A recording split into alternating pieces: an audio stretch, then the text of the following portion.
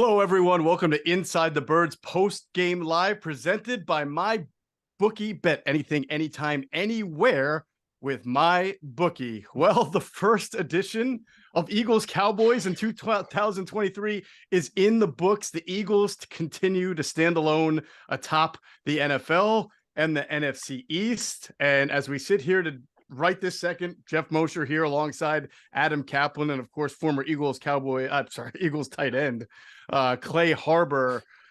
I want to borrow a famous line from some athlete back in the day, and it's, "I can't believe what I just saw." No, it's not a famous athlete. I think it's a broadcaster, but I can't believe what I just saw. Al Michaels, of course. I don't have any explanation for how the last minute and a half of that game just unfolded. All I know is the Cowboys had a 1st and goal at the Eagle 5-yard line, and it looked like there was no way that the Dallas Cowboys could lose the game the way the Eagles were defending. And somehow the Dallas Cowboys lost, the Eagles win. And that's the NFL for you. Just the unpredictable nature. In fact, I'll let our listeners in and viewers in here. Adam, Clay, and I were in this chat room ready to get this show started before any of that went down. I throw it to Clay Harbor. What were your exact words at 1st and goal at the 5, Clay? I go, "Geoff, it's over." I go, "There's no way this defense stops them. It's 4th and goal at the 5 with 28 seconds. They're going to have 4 plays to get the ball in the end zone here. There's no way they stop them here." And Geoff goes, "Well, it's still the Cowboys. They could do something here." False start. Next thing you know, delay a game. It's incredible sack. Yeah, and that's how it ended. Well, I got to tell you, Clay, part of our Inside the Birds pregame live show at Fringe Bar today, which was an incredible place. We had an awesome time.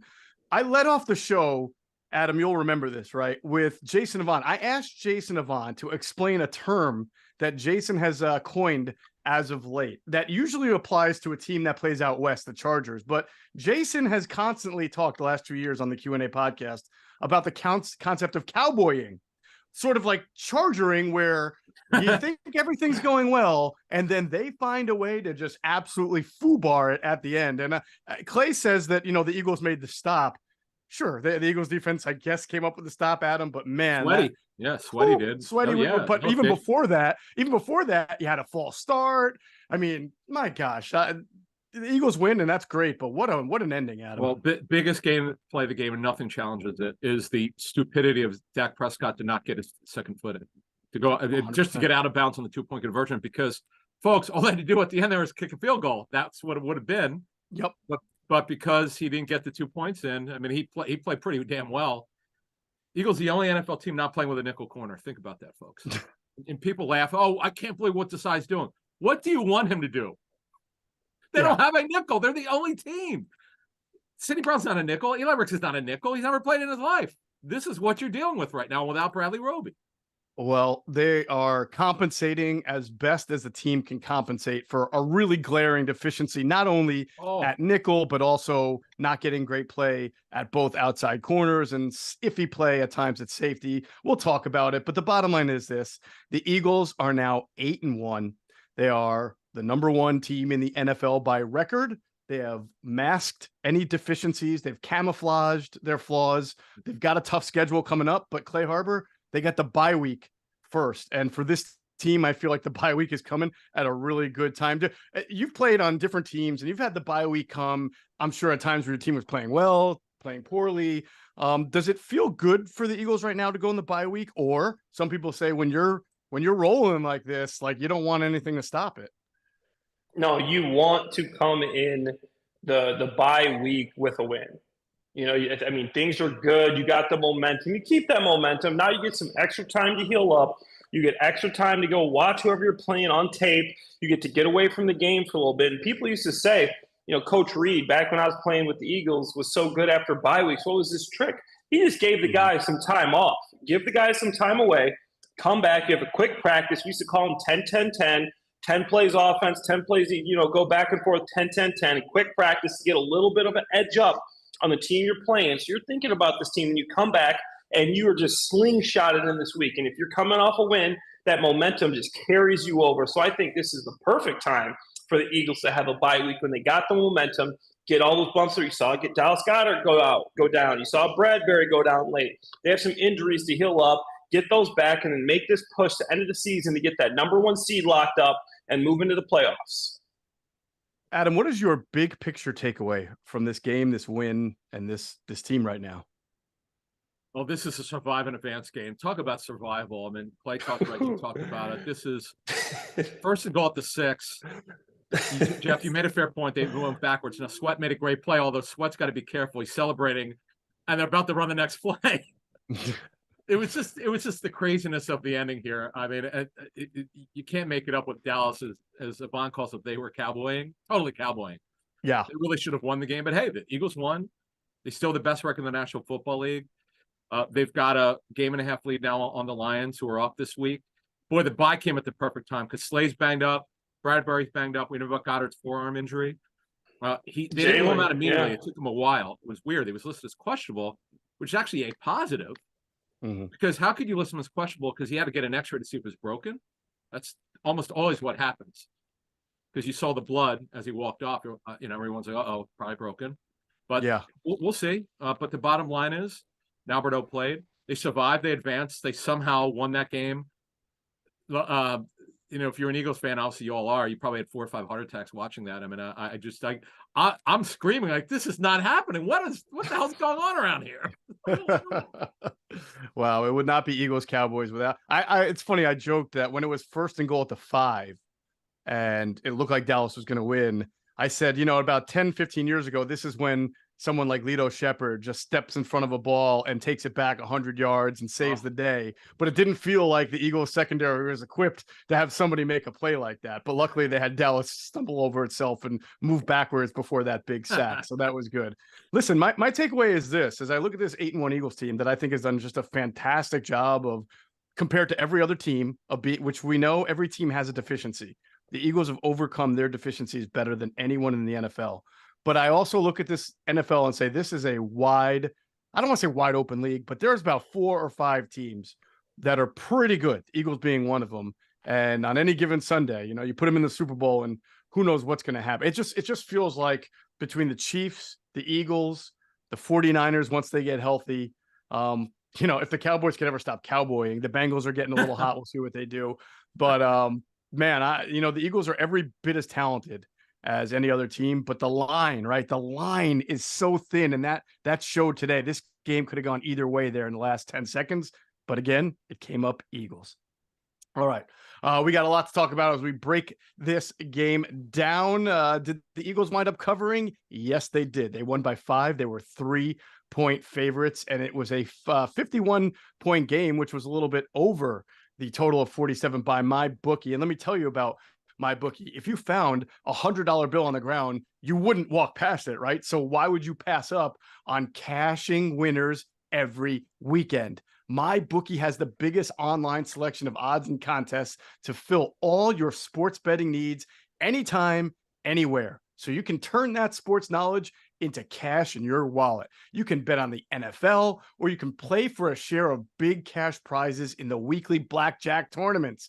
If you've been waiting for the right time to get in on the action, that time is now. Make your winning move today. Sign up at MyBookie and use the promo code THEBIRDS. That's one word, all caps, the birds, and claim your deposit match redeemable up to $1,000. Again, that's promo code THEBIRDS to claim your bonus. Experience the thrill of sports betting right from the comfort of your own home. Bet anything, anytime, anywhere at MyBookie. All right, let's what a game this was. Let's talk about the Eagles defense here, because for the most part, I thought they did a pretty good job. The fourth quarter, obviously not as much. They kind of did what I thought they would do, guys. And then I think I felt going into the game, they were going to say, we know CeeDee Lamb is a bad matchup for us against Sidney Brown, against Eli Ricks. He's going to get his. We have to be able to get pressure on third down, and we have to do a good job of defending the Cookses and the Tolberts. And for 3 quarters, Clay, I thought they did a pretty good job of that. Then they came out and went up a couple of scores in the third quarter, but then the fourth quarter happened. What do you think changed there in the fourth quarter? Just the Cowboys were able to take advantage of those matchups a little bit. And you had some bad penalties there. And it's like you said, this line is so short. When you give any team that kind of help with the penalty yardage, so the late hits, pass interference, the holding. And I felt like you started getting some calls going against the Eagles there. And some of them were tic-tac, some of them were legit. But honestly, a lot of it had to do with the calls. And in the second half, you look at the Eagles, turnover on downs, touchdown, turnover on downs, fumble. So, those were the Cowboys' possessions in the second half. And didn't they have only 6 total points in the second, actually, against the defense? So overall, I thought the defense did okay. It's just like we've been saying and parroting over and over again. You got to have a matchup in the slot. Slot defender outside of quarterback is the hardest position to play in the NFL. And people saying, why can't we just move Slay or Bradbury in there? It's like saying, why can't we move one of the receivers go down? Why don't we just move Goedert out to wide receiver? It's a different position. It's hard to do. You can't just move this guy to this guy and expect him to play like that. I've been seeing a lot of it. And you did see Slay in certain times of the game playing one-on-one against CeeDee Lamb in the slot or wherever he was when they're playing man-to-man coverage. But that's not what Slay does.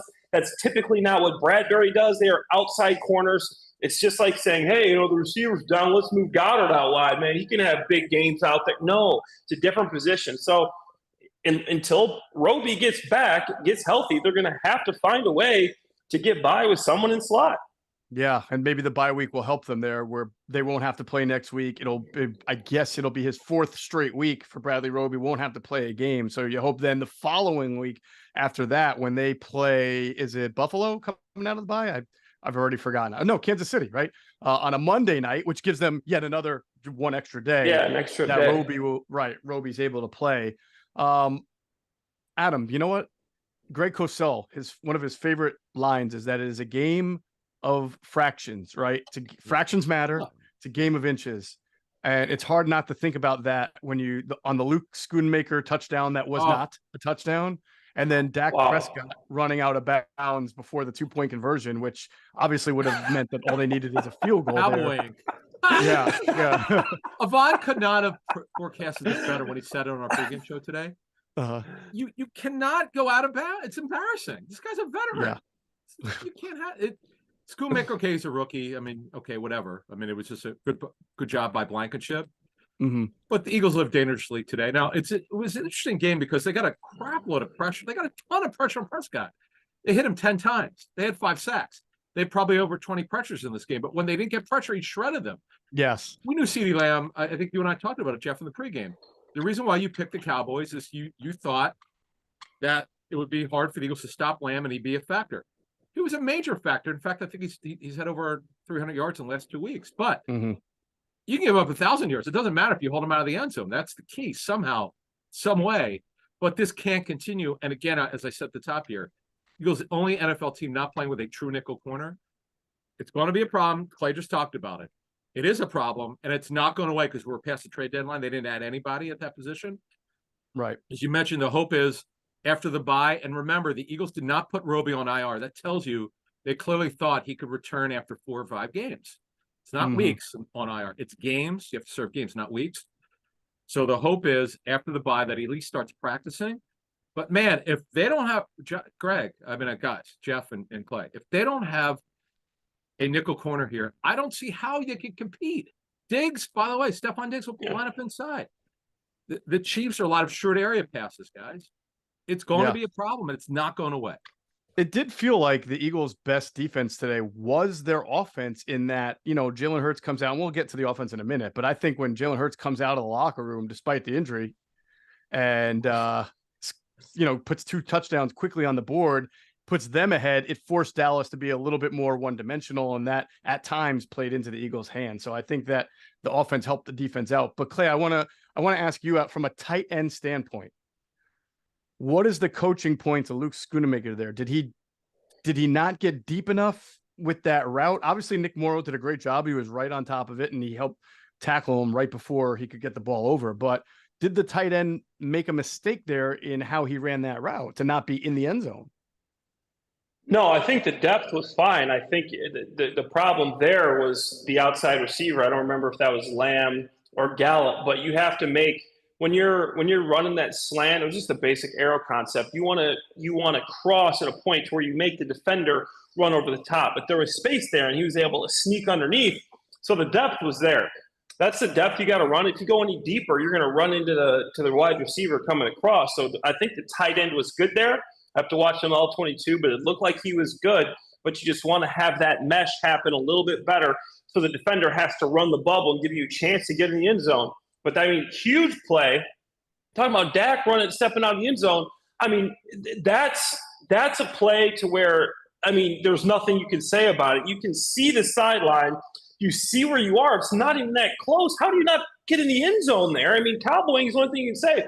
Ever since the old school Cowboys with the Aikmans and the Irvings, you go to Romo with the botch snap, all the stuff that happens with the Cowboys when they get to the playoffs. I mean, I think it's just like a curse with that jersey, because obviously we're complaining there's a couple bad plays. Bradbury, you don't interfere right there. You're in a good position. You interfere. You give him the ball. You give him that huge chunk, 30-plus yard. Awful play.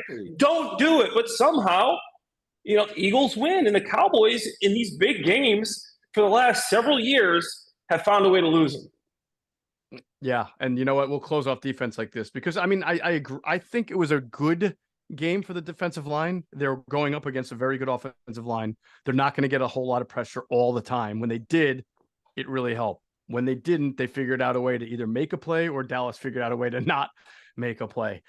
So in general, I think Sean Desai, working with what he had, did what he could. But so I don't want to be negative about this, but we are looking forward to what the Eagles are about to encounter after the bye week. And I think you just said it. You just wonder how long, when it becomes Stephon Diggs and the Kansas City offense and San Francisco's offense and Deebo Samuel, how long can James Bradbury make these kind of mistakes that a veteran shouldn't make, not turning around on that ball and getting penalized? Man, if they lost the game, if the Cowboys didn't cowboy there, I think we would all be talking about James Bradbury's penalty that put him in midfield. It would be so ugly, Jeff, going into the bye week. It honestly, they should have lost, but you know what?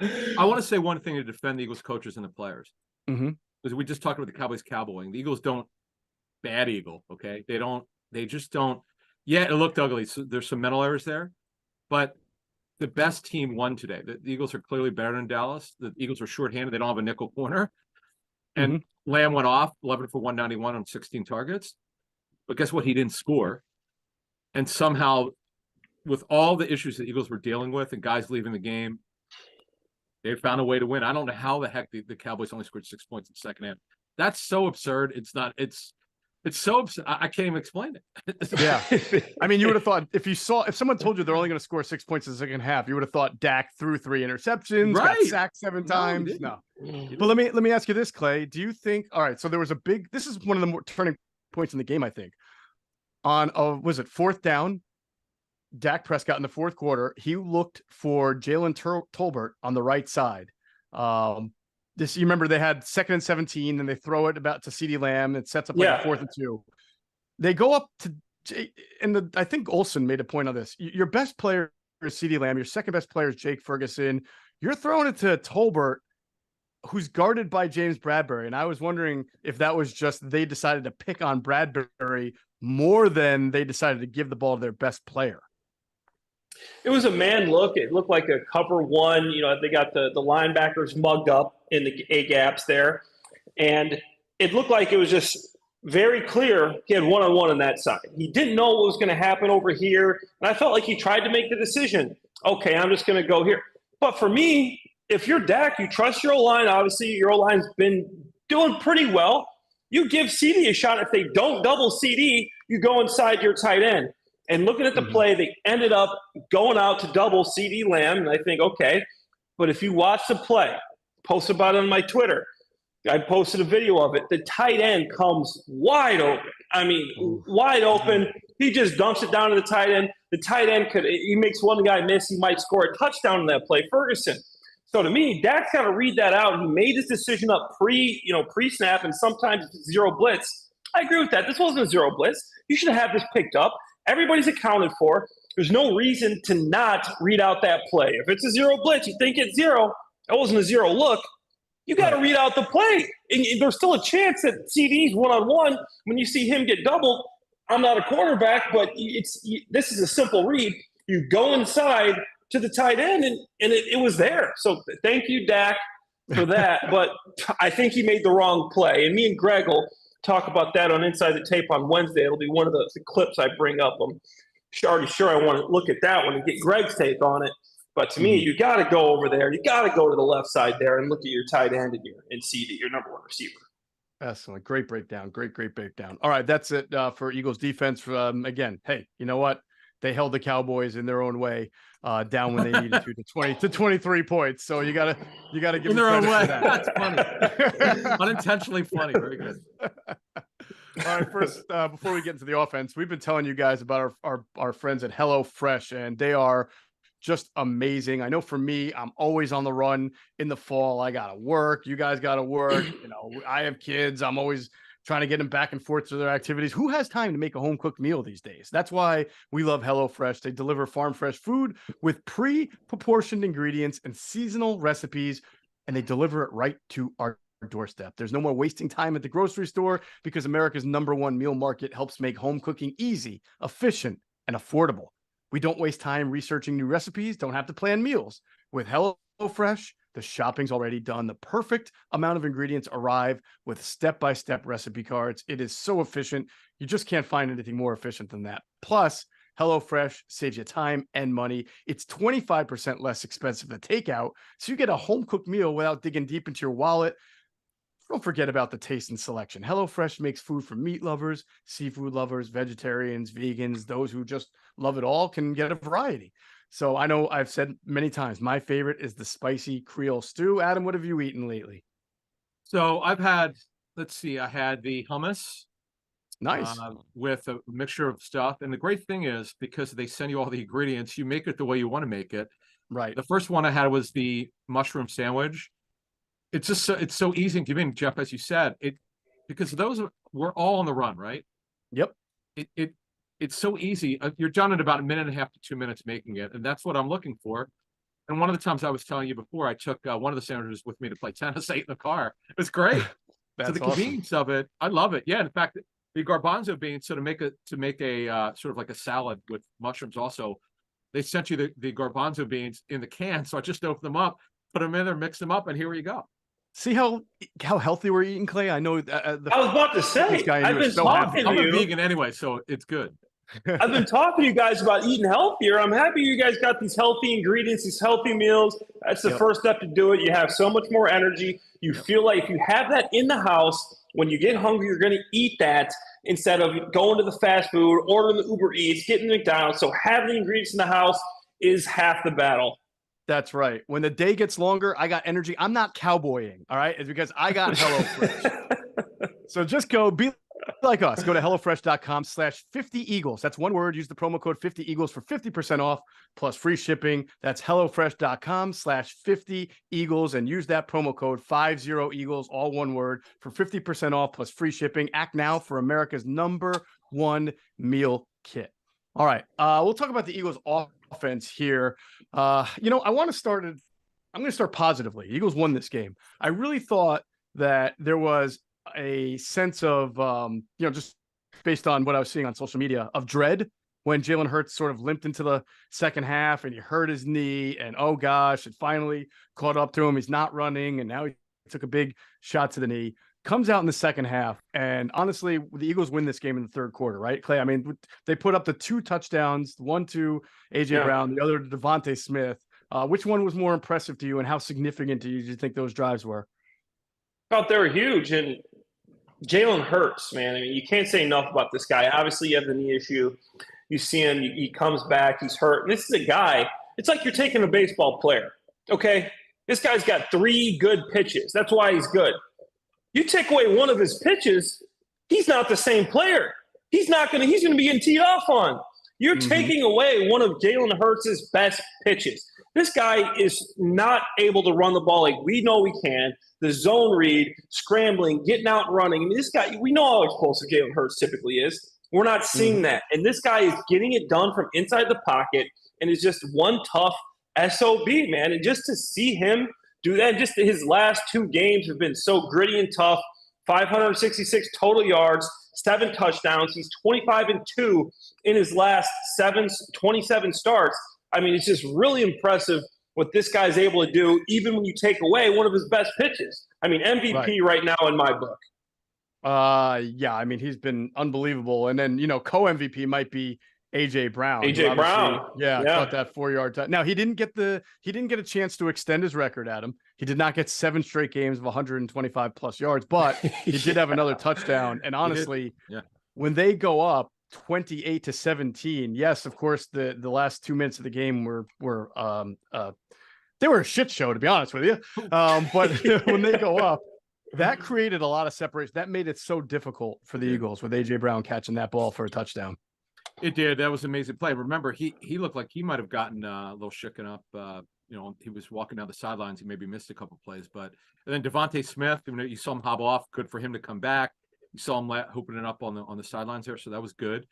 But this is a blood and guts game. They're really beat up on both sides of the football. The bye came at the right time, but a couple takeaways on offense. Tyler Steen started his first NFL game. So we talked about the pregame. That's where it was leaning toward. Of all the Eagles made a lot of mistakes. Clay talked about the 10 penalties. The inexcusable AJ Brown running into Swift. Swift was in the pistol on their last offensive series. He ran into him when they were trying to run the clock out. And of course, Swift fumbles. And of all people, Tyler Steen might have been the MVP of the game, or one of them. He recovers the fumble of all people, number 56. So good for him. We're in Jerry Robinson's number for the old timers. Yes, from the 70s and 80s. But bottom line is, Jeff, they found a way to win in a game where, look, they move the ball at times in this game very, very well. But when they go into their bye week here, the coaches and their self-scout, they've got to figure out this run game. It's not how much you run. It's when you run, you want to be more effective. They have to be more effective running the football. Man, their run game, and we could talk all we want about how when Hurts is not running well, maybe their running game overall is not great, but you can't blame it all on that. You have to be better than that as a coaching staff. You got to figure out what in the world is wrong with this running game. The lack of explosive runs. An official run, as John D. Flippo told us, is 4 yards, but you want 5, 6, 7 yards consistently. They're not getting that right now. There's no question, and this was a big point of emphasis on Inside the Birds pregame live. There is no question that the zone read element of the game, the Eagles offense, has been taken out, right? With Jalen Hurts is not keeping the ball, he's not running.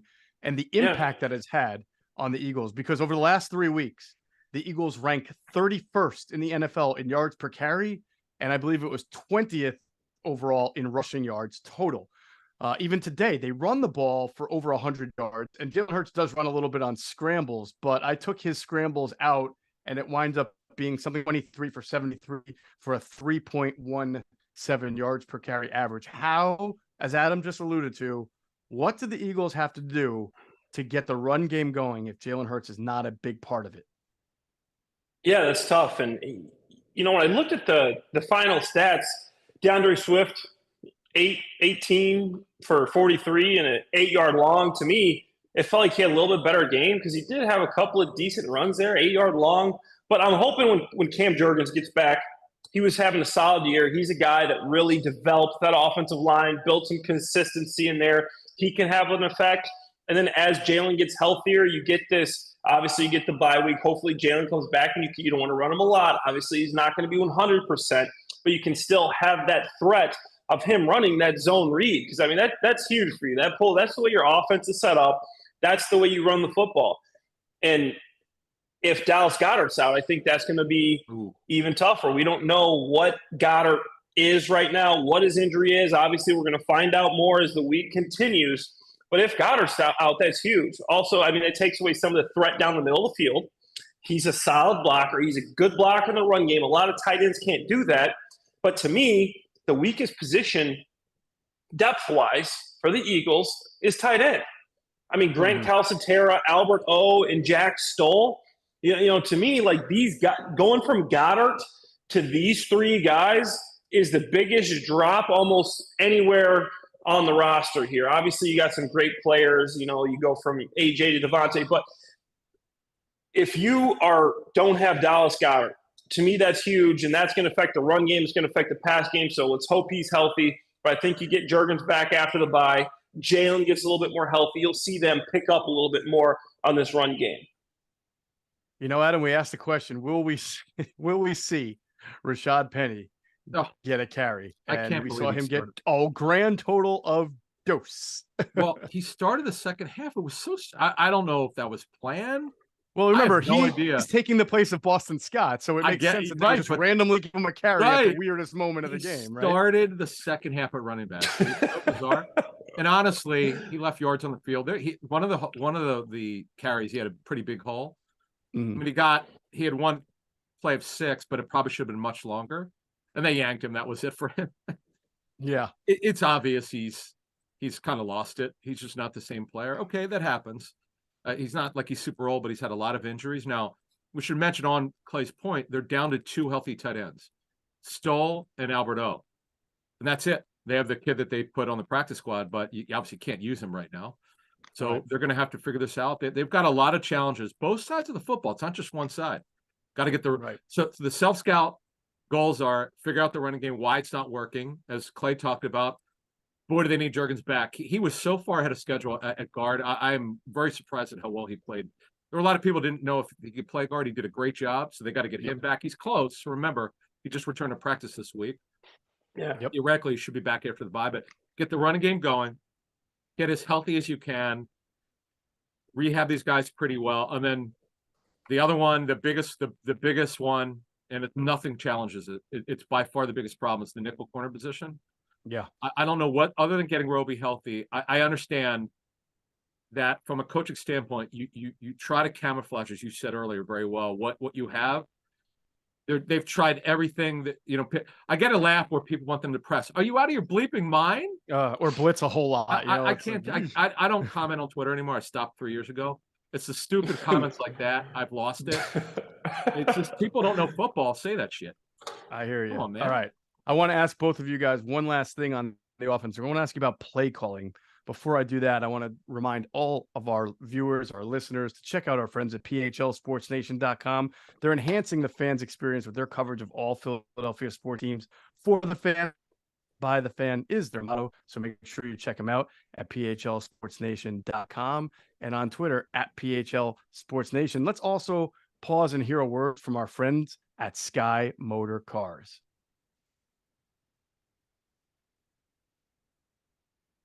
Sky Motor Cars in Westchester is a different sort of dealership. All it takes is one look at their Highline pre-owned vehicles that people over the country want and need. Owner Brett Schulter, make sure you don't spend a dime of your money before you purchase the car. Sky Motor Cars allows you to make all the decisions regarding your next vehicle. At Sky Motor Cars, you never have to spend more than necessary. Visit SkyMotorCars.com today or call 610-918-7225. All right. Welcome back to Inside the Birds Postgame Live. Geoff Mosher, Adam Caplan, and of course, Clay Harbor, former Eagles tight end. I do want to take a second to just thank the great folks at Fringe, Kenny, and everybody there. They helped us put on a great Inside the Birds pregame live. There is really no better place to come watch a game, watch the pregame show, because they're making the fresh food. And honestly, it's tough for us because we're sitting in there and we could smell the wings and we could smell the pizza and the burger and the soulful food that they make. And then, of course, there's this huge 250-seat stadium seating theater that they have with a 50-foot movie screen. And the early games were on while we were doing the show. And it was like, man, this should be the place to go to if you're in or near or anywhere in Philly, but especially in that northern Liberty section, Fishtown area, right around North Columbus Boulevard, to go watch a game, eat some food, have some drinks. They had awesome food and drink specials. So look forward to being back there. We're going to be back there in a couple of weeks again. So looking forward to that. I think for the Buffalo game, if I'm not mistaken, the game on the 26th, I think that's Buffalo. Either way, we'll be back there in a few weeks and it'll be a great time. So I was talking about play calling, and I thought the Eagles did a really nice job of moving the ball. Certainly, Dallas had a lot of penalties in the first half that helped them, but after the Luke Schoonmaker not touchdown, right, and then the Eagles get the ball, they got a punt. Then Dallas has to try to drive down the field. They don't get it. I felt like the Eagles sort of had a concern. They faced a 3rd and 3 on their next possession. And to me, that's usually when they have 2 plays to run, right? You usually run it. Yeah, you run the ball, push. They threw it. Were you guys as shocked as I was that they threw it? Greg Olson was too. I mean, I thought for sure. I mean, you run the ball, you get 2 yards, you tush push it. They haven't stopped. They haven't even come close to stopping it yet today. So, I mean, to me, that was a no-brainer. I think they tried to get a little fancy, and then it's 3rd and 3. Why are you throwing? That always gets me, the downfield throws. And obviously, you got to go through your progression, and maybe that's what they gave you. But I just can't stand the 3rd and short deep balls. Those are not high percentage plays. On that, you just want to keep the drive going, especially late in the game. Maybe early in the game, it's 3rd and short. You can take a low percentage shot downfield. Not at that. I mean, not at that. You don't call that play if you think that's what you end up with. Run the ball, get a couple yards. You have the most unstoppable play in the NFL. It's literally a cheat code how you guys are so good at this play. You run that. You run that. No questions asked. Sorry. Okay, just that's what I thought. And by the way, Adam, before I get your comment, because I'm sure this is going to wind up going viral in the next day or two. Not only were they so good at the tush push, but on one of them at the goal line, they literally had Micah Parson crowd surfing over the pile. You guys remember he moved? His body was horizontal, moving over the pile by about 2 yards while they were doing it. Yeah, look, Parson still had a sack and a half. You know, yeah. Did he not have a sack? What was the stat you gave? He's only in the 3 games. He's only played 3 games against the Eagles before this game, and he had a half of a sack and 1 quarterback hit. They had made him a good job of making him a conflict player with their RPO game and their zone read game, but that obviously this is a different Eagles offense, and they didn't have the ability to do that. And Parsons moves around a lot more now than he did then. Sure. Look, Zach Cunningham, by the way, had some really good plays. I know. Yeah. Look, he's going to be in conflict if you get him inside on CeeDee Lamb. If he gets matched up, it's over. I mean, I give Brian Schottenheimer and Mike McCarthy credit. They got what they expected. But again, as I said earlier, the Eagles gave up over 400 yards, but somehow, now I know Dallas self-destructed. They only gave up 6 points. There's a lot to learn from this one. For people who want the Eagles to press, they're not that type of team. They never will be with this group. It's just not going to happen. Slay's a man cover corner. He could do either zone or off. Bradbury's not. I know the Eagles play like 28% man, which is actually above average. But Bradbury's more of a zone corner. That's why the Giants, Wink Martindale did. When Wink came in, they're a heavy man team. You couldn't have Bradbury. It just wouldn't work. Right. So you got to be careful. The fans who want them to play man or a lot of man or press, it's not happening enough. Yeah. You can only. The Eagles are a selective blitz team. Sometimes they get it. Sometimes they don't. But you got to be careful of asking them to blitz all the time. That's not what they do in this defense. It's not going to happen. There's a reason they invest so much into that defensive line, that interior defensive line, that edge defense. It is because they're a team that wants to rush 4 and then play coverage. Okay, that is what they're good at. That is how they get a lot of their turnovers. You supply pressure. You apply pressure with that front 4. And I think BG had a sack. He's the one who actually chased Dak out of bounds, right? I mean, BG had a couple nice plays today. It was good to see him, come back and obviously Sweat and Hassan Reddick. I mean, these guys can play, man. We didn't see much from our rookie of the year, Jalen Carter, today. I mean, he got in on maybe a half a sack at one point in the game, and sometimes he gets double teamed a lot. So looking forward to looking at the all 22 on that. But the D-line, you don't need to blitz to get pressure, and that's one of the reasons they invest so much into that. All right. Well, we're going to wrap this show up. Good stuff. I had one prediction that I nailed in the Inside the Birds pregame live show, and then another prediction that I came this close. We'll talk about that in a second. I want to remind everybody, Inside the Birds is sponsored by BetterHelp.